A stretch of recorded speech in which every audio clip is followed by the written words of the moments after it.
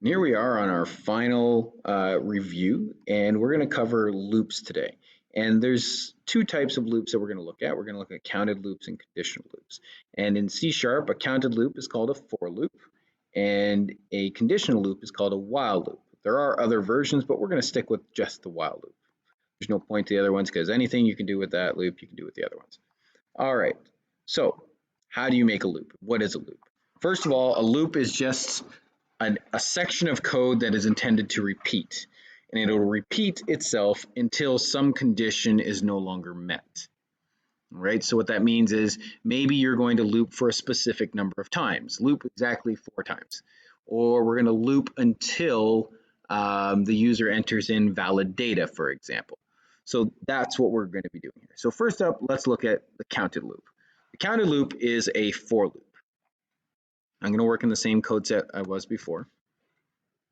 So let's say, how do we create a for loop? First, we need the keyword for, and now we need to create a counter variable, a variable that's going to keep track of the number of iterations, the number of cycles of a loop. Count for int I. I is a very common variable name to use when we're using a for loop.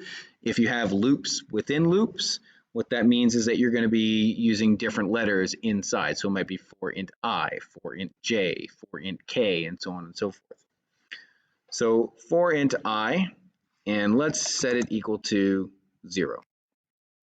And we want to keep looping. So the next part of this is your test condition. Keep looping until I is what? So keep looping as long as I is less than, that's interesting. Keep looping as long as I is less than, oh, I don't know. Go away. Keep looping as long as I is less than, let's say 5. And now we're going to say I plus plus. So we have 3 parts to every loop. And now this is the same for counted loops and conditional loops. You just do things a different way. The first part is to create your comparison variable, the variable that's going to be compared against. The next is to test that variable. As long as this is true, we are going to continue looping. And then the final part, and probably the most important part, is the change step. You need to change your variable so it works towards the end goal. Otherwise, your loop will go forever and you get what's called an endless loop. So in this case, what are we going to do inside of here? Well, we can do anything we want. For now, I'm just going to say console.writeLine hi. So it should display the word hi on the screen. How many times? Well, 0, 1, 2, 3, 4, 5 times. So let's run the program. And there it is. Hi, hi, hi, hi, hi. We got it 5 times. Now that's not super useful. What else can we do with it? Well, you know what we can do with it? We can make it work with arrays. So for example, maybe I want to set all of the values of my nums array to 0. Oops, that's not what I want to do. All the value of my nums array, so I don't want to do a console.writeLine. I want to actually modify it. So I'm going to say nums, oops, nums. Now to access an individual element, I use my square brackets. So I'm going to say nums at I, where I is the index into my array. Now look at the way I changes every step. 0, 1, 2, 3, 4. Oh, I'm getting too far. My nums array only has 3 elements. Got to be careful. So what am I going to do? Well, I could change this to a 3. That's great. But that means it's only ever going to work specifically with that array of that length. What I want to do is let's modify this so it'll work no matter what the length of the nums array is. So if I decide to make the nums array 5, I can do that without having to change any code down here. So we're going to change this to, how do we get the size of an array? Nums.length.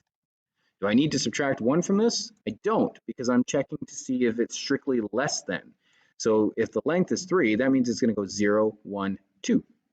So I'm good. It's not going to get into 3 because that's too far. Now what I'm going to do, I'm going to set every element to the value of 0. So in just 2 lines of code, I was able to set the whole array.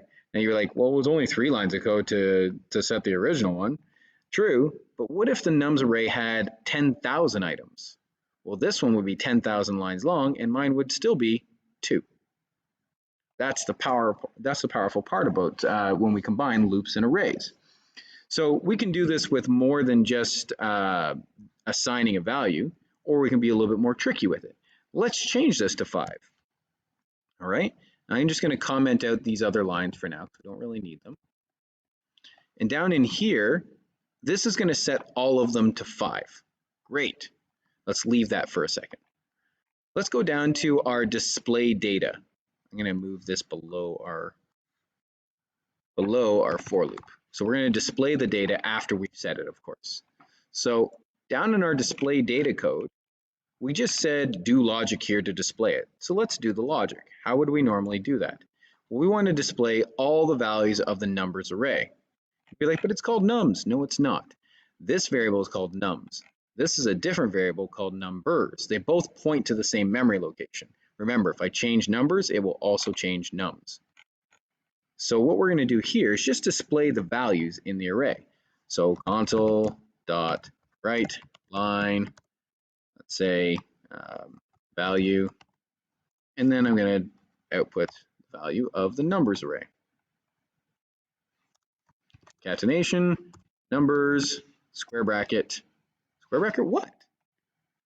Am I going to do each one of these? 0, 1, 2, 3, 4. I don't know how many elements there are. That's no good. So what I'm going to do is I'm going to use the same for loop as we used before. Whenever you're going to iterate or step through an entire loop, this is the exact same loop you're going to need every single time.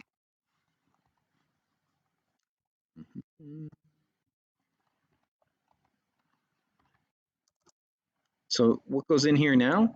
I. So what it's saying here is display the current value of the numbers array at I is 0, then 1, then 2, then 3, then 4, because num's length is now 5. And we set it all of its values to 0. So we should actually see all the zeros pop out. We got a compilation error. Where do we get the compilation error? Line 65. So let's go down to 65 and figure out what's going on. Forgot my semicolon. That will do it. Oh, we got another error on 62. So this shouldn't be nums. This should be the actual array that we're using inside of here. Numbers. I'm glad I'm making these errors though, so that way you guys can see that. And each one has the value 0. Fantastic. What if I didn't want that? What if I want them to alternate between 0 and 1, for example? Well, I could manually say numbers at 0 is 0, numbers at 1 is 1, numbers at 2 is 0, numbers at 3 is 1. Wow, that's tedious. How about we just detect when I is even, and whenever it's even, we'll set it to 0. Whenever it's odd, we'll set it to 1. So how do we detect if something is an even number? Well, when is a number even? It's even when it evenly divides by 2, which means there's no remainder. So let's check that out. If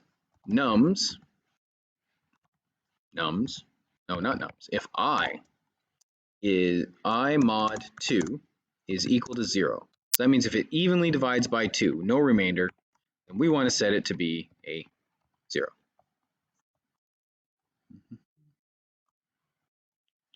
Otherwise, we want to set it to be 1. Now if we run the code exactly the same way, we should get alternating numbers, 0, 1, 0, 1, 0, 1. Or I guess 0, 1, 0, 1, 0. And we do. Perfect. What if you want to say, you know what, that's great. All of them, I want them all, I want to alternate 0, 1, 0, 1, 0, except for the last one. I want the very last one to be, I don't know, a 12. Well, you could do that. So we're going to actually do what we did before. We're going to say nums at nums.length. I get the D. Fat fingers. So nums at nums.length minus 1, because we don't want to go too far, is going to be equal to 12. Now let's run it. And you can see it alternated our 0, 1s, except that last one, it overrode it. It still got set to a 0 here on that last index, but then it didn't matter because then I just went back and I overrode it anyway. So that is how we deal with loops and arrays, and how we can do that down here in our display data. What about conditional loops? So that's counted loops all done. A conditional loop basically loops forever until some condition is no longer met. It's pretty much an if statement. The only difference is when we do an if statement, it executes the code in there once and then keeps going on with the rest of the program. A conditional loop executes the code once and then goes back up to the top and says, are you still within range? Can I do it again? If so, it does it again. So this is not like a for loop where it's always going to go a specific number of times. This is something that says keep going until this condition is not met. So how do we do that? We use the while statement. So let's say, for example, that, how do we want this? Let's go modify, we're going to play for a second. Let's go modify our display data function. So down here, we have this using a counted loop. We're going to do the exact same thing using a conditional loop. We're going to come down here. So you can see that we can replicate the process in either way. So what we basically want to say is we want to keep looping until we've displayed 5 items. So in order to do that, I got to keep track of how many items I've displayed. Not only that, I have to make sure that I'm using that variable as the index into my array, because it's the thing that's tracking it, saying 0, 1, 2, 3, 4, and so on and so forth. So I'm going to create a variable, int count. And I'm going to set it equal to 0, because I haven't counted anything yet. I haven't actually displayed anything. Now here's the step. I'm going to say, you know what? While count is less than the size of my array. So while count is less than numbers dot length. So as long as it's less than length, we want to keep going. Well, what do we want to do inside of here? We want to display. I'm just going to grab this. And instead of I, we're not displaying numbers at I because we don't have an I. We're displaying numbers at count. Count just happens to be the variable that's counting the number of loops. It doesn't have to be based on a count. It could be based on user input. It could be based on some Boolean value. Who knows? It doesn't really matter. And now in here, so let's look at this. I've defined my variable. There's the define step.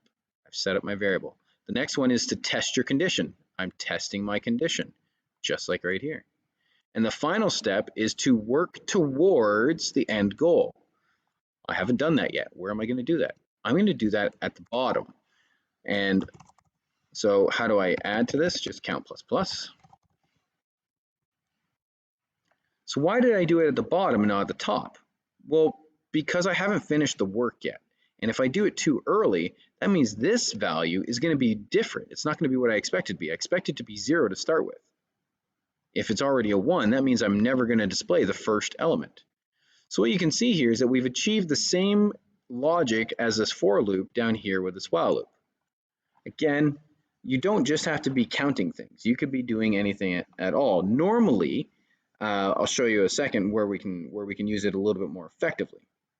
Actually, no while loop would be perfect. So let's run this first, and we still get the effective results. Let's try something. Let's get some data from the user. I'm going to create a variable. We'll do it right here just for simplicity's sake, and say int user age. Okay, and below here, I'm going to get that user age from the user. Console.write enter age. And then we're going to read that in. So normally we would just say user age is equal to convert dot to int 32 console dot read line. And we call it a day. But unfortunately, that doesn't do what I want it to do. First of all, it's not looping. I want it to loop forever until the user actually enters in valid data. Because if they don't enter in valid data, a valid number, I'm going to keep asking them for it. So this is where we're going to work in the try parse. So let's try this. So we're going to say, you know what? I want to keep looping. So while I have not found a match yet, so while I have not successfully converted. Well, remember, try parse returns a true or a false of whether it's successfully converted. So if I have not yet, then I want to do it again. So I'm going to say while int 32.try parse, and then something, I'm going to test that in a second. So while that fails, so basically while that is equal to false, I'm going to ask them for it again. which means I'm going to say, I'm going to ask them for it again. Or I can even add some extra message in here. I can say invalid name or invalid age. So now that way the user knows that they've entered an invalid age and they need to try again. So what am I actually parsing? Well, I got to parse whatever the user types in. So that's console.readLine.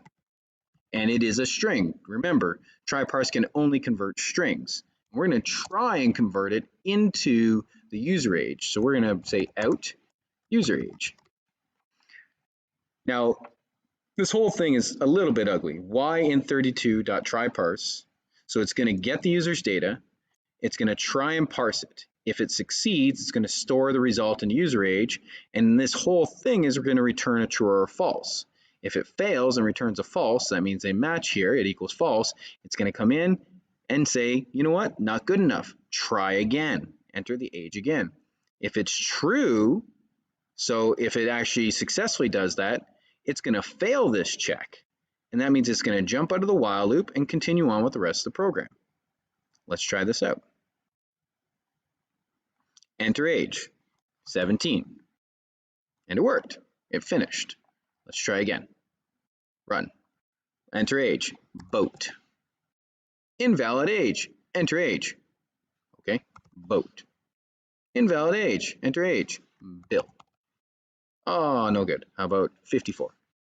Ding, ding, ding, ding. We got a winner. Why? Oh, because these should be right line. That should be a right line.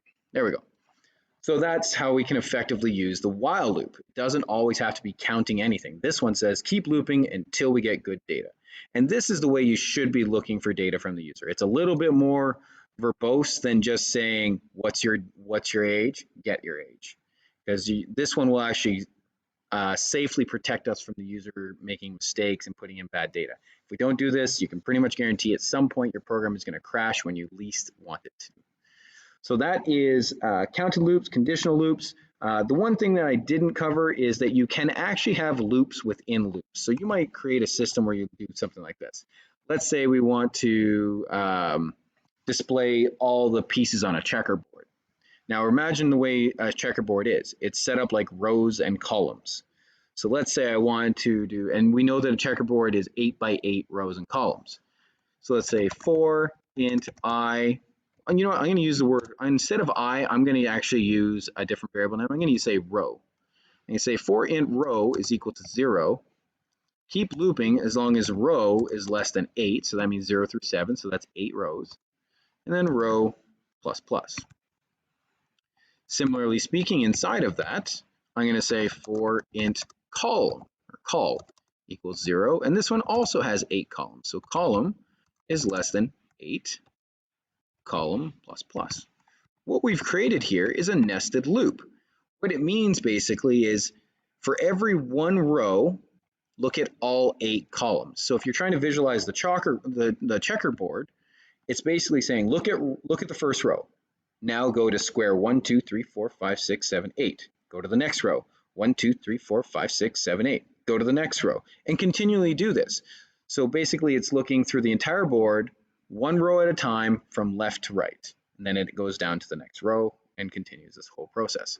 And you could do things like displaying all the values there, or maybe assigning them all, doing whatever you want.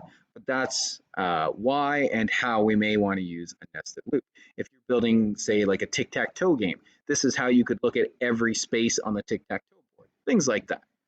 Okay, so we'll call it there, and that is everything that we've covered basically in the grade 11, minus a few other things like design and stuff like that, but that's not the programming concepts. If you have any questions or you need help, make sure you contact your teacher, and hopefully we can get through everything. Take care.